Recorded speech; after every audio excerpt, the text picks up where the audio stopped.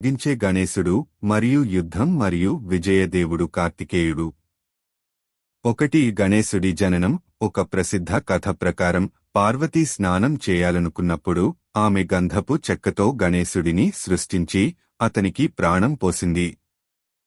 శివుడు తిరిగి వచ్చినప్పుడు అతను గణేశుడిని గుర్తించలేదు మరియు కోపంతో అతని తల నరికివేశాడు.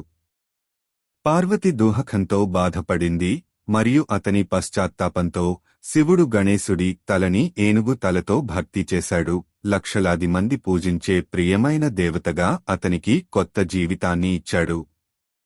2 కార్తికేయుడి జననం. మరొక కథలో కార్తికేయుడు శివుని మూడవ కన్ను మరియు గంగా నది నుండి వెలువడే దైవిక నిప్పురవ్వల నుండి జన్మించాడు. ఈ దైవిక నిప్పురవ్వలను 6 కృత్తికలు ప్లీయిడ్స్ సేకరించారు.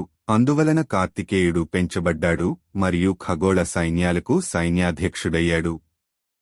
శివుని ప్రతీక. శివుడు వివిధ విరుద్ధమైన అంశాలను కలిగి ఉన్నాడు. అతను గృహస్థుడు మరియు యోగి, సృష్టికర్త మరియు విధ్వంసకుడు మరియు ప్రశాంతత మరియు భయంకరమైన శక్తి యొక్క భావన.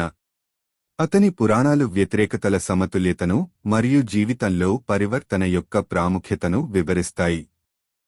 శివుని లక్షణాలు. అతను తరచుగా శరీరంపై బూడిద పూసుకుని, తలపై చంద్రవంక ధరించి, చేతిలో త్రిశూలం ధరించి, తన జడలబ్బా నుండి ప్రవహించే పవిత్ర గంగా నదితో పాటుగా చిత్రీకరించబడ్డాడు. అతని పాము చుట్టూ కోరికలు మరియు భయాల నియంత్రణను సూచిస్తుంది. శివుని భార్య పార్వతితో అతని సంబంధం పురుష మరియు స్త్రీ శక్తుల పరస్పర చర్యను సూచిస్తుంది మరియు వారి ప్రేమ, విడిపోవడం మరియు పునఃకలయిక కథలు అనేక హిందూ గ్రంథాలలో కేంద్ర ఇతివృత్తాలు. హిందూ ఆరాధనలో శివుడిని అనేక రూపాల్లో పూజిస్తారు. సాధారణంగా దైవిక శక్తి మరియు విశ్వ సృష్టిని సూచించే శివలింగ చిహ్నంగా. మహాశివరాత్రి వంటి పండుగలు అతని సన్యాసి స్వభావాన్ని మరియు భక్తుల రక్షకుడిగా అతని పాత్రను జరుపుకుంటాయి.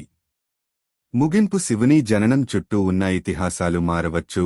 అవి జీవితం, మరణం మరియు పునర్జన్మ గురించి లోతైన తాత్విక బోధనలను ప్రతిబింబిస్తాయి.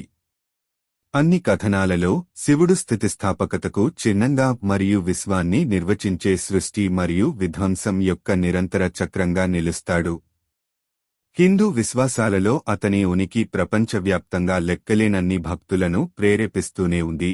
జీవితంలో సమతుల్యత, భక్తి మరియు పరివర్తన యొక్క ప్రాముఖ్యతను నొక్కి చెబుతుంది.